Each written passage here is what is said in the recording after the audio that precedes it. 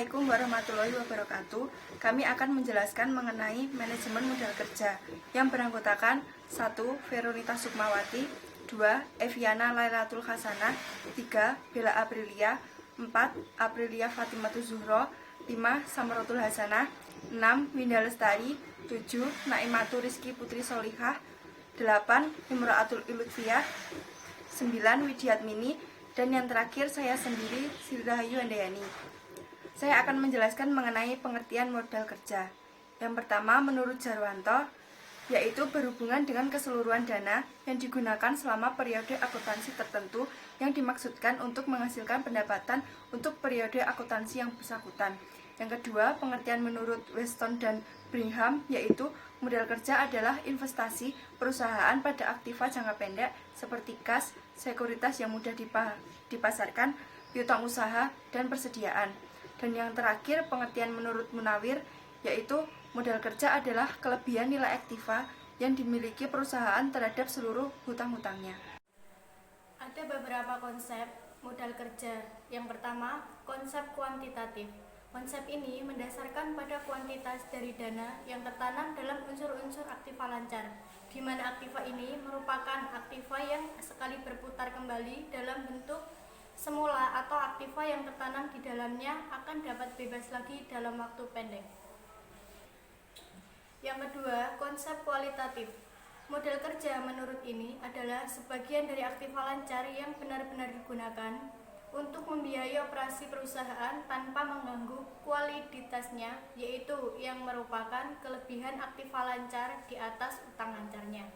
Dan yang terakhir, konsep fungsional. Konsep ini mendasarkan pada fungsi dari dana dalam menghasilkan pendapatan atau income, yaitu setiap dana yang dikerjakan atau digunakan dalam perusahaan adalah dimaksudkan untuk menghasilkan pendapatan. Selanjutnya, fungsi manajemen modal kerja.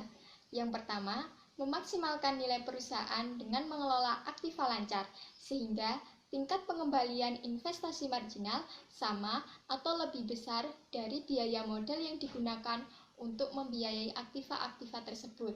Yang kedua, meminimalkan dalam jangka waktu yang panjang untuk membiayai aktiva lancar. Yang ketiga, pengawasan terhadap arus dana dalam aktiva lancar dan ketersediaan dana dari sumber utang, sehingga perusahaan selalu dapat memenuhi kewajiban keuangan ketika jatuh tempo, di mana perusahaan harus mempertahankan likuiditas yang cukup, modal kerja yang cukup, dalam arti harus dapat memenuhi pengeluaran-pengeluaran perusahaan sehari-hari. Adapun tujuan manajemen dari modal kerja ialah yang pertama, dalam rangka pemenuhan profitabilitas bagi perusahaan. Yang kedua, adanya ketersediaan modal kerja, maka perusahaan akan mampu membayar kewajiban sesuai dengan waktu yang ditentukan.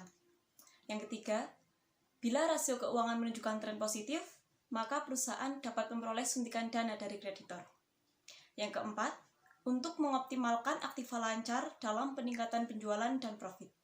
Dan yang kelima, ialah sebagai proteksi bila krisis modal kerja melanda dikarenakan nilai aktiva lancar yang fluktuatif. Jenis-jenis modal kerja. Ada berapa sih? Jadi, menurut W.B. Taylor, jenis modal kerja itu dibagi menjadi dua. Yang pertama, modal kerja permanen atau permanent working capital adalah modal kerja yang harus tetap ada dalam perusahaan untuk menjalankan fungsinya. Nah, modal kerja ini dibagi menjadi dua. Yang pertama, modal kerja primer atau primary working capital, yaitu jumlah modal kerja yang minimum yang harus ada pada perusahaan untuk menjamin kontinuitas usahanya. Yang kedua, modal kerja normal atau normal working capital, yaitu jumlah modal kerja yang diperlukan untuk menyelenggarakan proses produksi yang normal. Jenis modal kerja yang kedua yaitu modal kerja variabel atau variable working capital. Adalah modal kerja yang jumlahnya berubah-ubah sesuai dengan perubahan keadaan. Modal kerja ini terdiri dari 3. Yang pertama, modal kerja musiman atau seasonal working capital, yaitu modal kerja yang jumlahnya berubah-ubah disebabkan oleh fluktuasi musim. Yang kedua, modal kerja siklis atau cyclical working capital, yaitu modal kerja yang jumlahnya berubah-ubah disebabkan oleh fluktuasi konjungtur. Yang ketiga, modal kerja darurat atau emergency working capital, yaitu modal kerja yang jumlahnya berubah-ubah karena keadaan darurat yang tidak diketahui sebelumnya. Lanjut ke pembahasan selanjutnya, yaitu sumber-sumber modal kerja. Menurut Jarwanto, sumber-sumber modal kerja suatu perusahaan berasal dari berbagai sumber. 1. Hasil operasi perusahaan dengan menganalisis laporan penghitungan laba rugi perusahaan. Jika laba atau keuntungan itu tidak diambil oleh pemilik perusahaan, maka laba atau keuntungan tersebut akan menambah modal perusahaan. 2. Keuntungan dari penjualan surat-surat berharga atau investasi jangka pendek. Dengan menjual surat-surat berharga, maka akan berubah menjadi uang kas untuk perusahaan. 3. Penjualan aktiva tetap, investasi jangka panjang, dan aktiva tidak lancar. Dengan penjualan aktiva tetap akan menyebabkan perubahan aktiva menjadi kas atau piutang yang akan menambah modal kerja. 4. Dana pinjaman dari bank dan pinjaman jangka pendek lainnya. 5. Kredit dari supplier atau trade creditor. Material, barang-barang, supplies, dan jasa-jasa bisa dibeli secara kredit atau dengan wesel bayar. Atau yang keenam, penjualan saham dan obligasi. Untuk selanjutnya, saya Widiatmini. Di sini saya akan mempresentasikan mengenai perputaran modal kerja atau working capital turnover, yaitu sebuah rasio keuangan yang dihitung dengan membagi pendapatan terhadap rata-rata modal kerja. Rasio ini tuh menunjukkan seberapa efisiensi sih sebuah perusahaan menghasilkan pendapatan dari modal kerjanya. Untuk rasio perputaran modal kerja yang lebih tinggi, itu akan menunjukkan efisiensi operasi juga yang lebih tinggi atau lebih baik juga. Untuk rumus dari perputaran modal kerja sendiri itu ada pendapatan dibagi rata-rata modal kerja. Dari item pendapatan dapat kita temukan di laporan laba rugi, sedangkan modal kerjanya itu dari aset lancar dikurangi liabilitas lancar. Dari kedua item tersebut dapat kita temukan di neraca keuangan. Nah, selanjutnya saya di sini akan menjelaskan faktor-faktor yang mempengaruhi modal kerja. Ketersediaan modal kerja yang dibutuhkan perusahaan harus segera terpenuhi sesuai dengan kebutuhan perusahaan.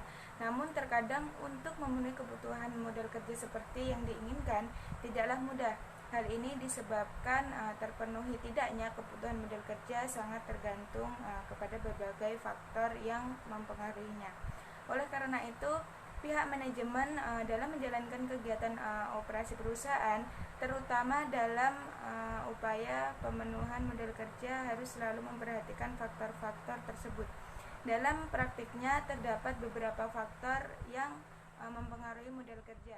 Yang pertama adalah jenis perusahaan. Jenis perusahaan ini meliputi dua macam, yaitu perusahaan jasa dan industri, di mana kebutuhan modal kerja dalam perusahaan industri lebih besar jika dibandingkan dengan perusahaan jasa. Oleh karena itu, jenis kegiatan perusahaan sangat menentukan kebutuhan akan modal kerjanya. Yang kedua adalah syarat kredit. Syarat kredit ini adalah penjualan yang pembayarannya dilakukan dengan cara mencicil. Mencicil juga sangat mempengaruhi modal kerjanya. Yang ketiga adalah waktu produksi. Artinya di sini adalah jangka waktu atau lamanya memproduksi suatu barang akan mempengaruhi modal kerja yang akan dibutuhkan. Yang terakhir adalah tingkat perputaran persediaan. Pengaruhnya terhadap modal kerja itu sangat penting bagi perusahaan. Di sini saya akan menjelaskan tentang penggunaan modal kerja, perubahan unsur-unsur dari laporan neraca dan laporan laba rugi yang merupakan penggunaan modal kerja menyebabkan modal kerja perusahaan berkurang. Unsur-unsur tersebut meliputi 5 hal. Yang pertama adalah bertambahnya aktiva tetap. Aktiva tetap yang bertambah dapat disebabkan karena adanya pembelian. Bertambahnya aktiva tetap karena pembelian memerlukan uang kas. Jadi uang kas tersebut akan berkurang dan semakin kecil. Hal tersebut dinamakan sebagai penggunaan modal kerja. Yang kedua adalah berkurangnya hutang jangka panjang. Apabila perusahaan membeli kembali obligasi yang telah jatuh tempo atau melunasi hutang jangka panjangnya, maka kas perusahaan akan berkurang. Berkurangnya hutang jangka panjang dalam hal ini merupakan penggunaan modal kerja juga. Yang ketiga adalah berkurangnya modal sendiri, seperti obligasi perusahaan membeli kembali saham biasa atau preferen, maka diperlukan sejumlah kas. Oleh karena itu, saham yang berkurang berarti modal sendiri perusahaan berkurang juga. Berkurangnya modal sendiri tersebut memerlukan kas yang merupakan penggunaan modal kerja juga. Yang keempat adalah adanya pembayaran dividen kas. Dividen yang dibayarkan kepada pemegang saham dapat berupa saham, properti maupun kas. Dividen yang dibayarkan dalam bentuk kas akan memengaruhi kas perusahaan. Oleh karena itu, dividen kas ini merupakan modal kerja juga. Yang kelima adalah adanya kerugian. Kerugian yang diderita perusahaan akibat dari biaya yang dikeluarkan lebih besar daripada pendapatan yang diterima. Kerugian ini harus ditutupi oleh kas perusahaan. Oleh karena itu, kas yang digunakan untuk menutup kerugian tersebut merupakan penggunaan modal kerja juga. Adapun kebaikan dari modal kerja adalah 1. Melindungi kemungkinan terjadinya krisis keuangan guna membenahi modal kerja yang diperlukan. 2. Merencanakan dan mengawasi rencana perusahaan menjadi rencana keuangan dalam jangka pendek. 3. Menilai kecepatan perputaran modal kerja dalam arti yang menyeluruh. Adapun kelemahan dari modal kerja adalah 1. Kelebihan atas modal kerja mengakibatkan kemampuan laba menurun sebagai akibat lambatnya perputaran dana perusahaan. 2. Menimbulkan kesan bahwa manajemen tidak mampu menggunakan modal kerja secara efisien. 3. Jika modal kerja tersebut dipinjam dari bank, maka perusahaan mengalami kerugian dalam membayar bunga. Maka dapat disimpulkan bahwa modal kerja adalah investasi perusahaan pada aktiva jangka pendek dalam bentuk kas, sekuritas, piutang, dan persediaan yang digunakan untuk memenuhi kegiatan operasi perusahaan. Pentingnya manajemen modal kerja. Modal kerja sangat penting bagi suatu perusahaan. Hal ini karena modal secara langsung berpengaruh terhadap kelancaran kegiatan perusahaan sehari-hari. Ada beberapa alasan yang dikemukakan mengapa manajemen modal kerja dianggap penting. Di antaranya adalah: yang pertama, ditinjau dari kegiatan manajer keuangan suatu perusahaan, lebih dari separuh waktunya tiap hari dialokasikan untuk mengelola aktiva lancar. Hal ini menunjukkan bahwa manajemen modal kerja penting untuk menjaga kelancaran kegiatan perusahaan sehari-hari. Yang kedua, dalam perusahaan manufaktur, sebagian besar aktivanya merupakan aktiva lancar. Dengan demikian, mengingat jumlah investasi dalam modal kerja cukup besar, maka perlu dikelola dengan baik. Kemudian, yang ketiga adalah, bagi perusahaan kecil, barangkali keputusan yang berkaitan dengan modal kerja lebih penting dibandingkan dengan keputusan investasi jangka panjang. Karena fasilitas usaha yang berkaitan dengan investasi jangka panjang sering diperoleh perusahaan dengan cara menyewa. Kemudian, yang keempat adalah ada hubungan langsung antara pertumbuhan penjualan dengan kebutuhan untuk membiayai aktiva lancar.